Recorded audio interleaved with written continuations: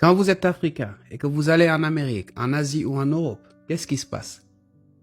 Vous vous adaptez au style de vie de ces endroits. Maintenant, quand vous êtes européen, asiatique ou américain et que vous allez en Afrique, qu'est-ce qui se passe? C'est l'Afrique qui essaie de s'adapter à votre manière de vivre. C'est un véritable problème, une véritable crise de perception et de logique qui démontre à quel point nous sommes devenus aujourd'hui orphelins de culture.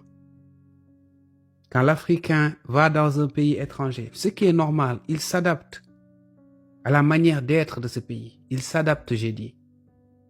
Mais quand un étranger vient en Afrique, c'est l'Afrique lui-même qui s'adapte à cet étranger. Nous essayons d'adapter notre manière de manger par rapport à cette personne.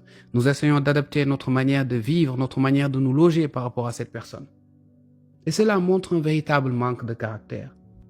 C'est la raison pour laquelle, quand je vois nos frères et nos sœurs en train de se chamailler sur ces réseaux sociaux, à s'insulter à longueur de journée, je me dis que nous avons mieux à faire. La lutte est ailleurs. Et ce n'est pas une lutte contre les autres, pas du tout. C'est une lutte pour que nous soyons reconnectés à ce que nous sommes réellement. Parce que le mal est profond. Ce complexe est profond.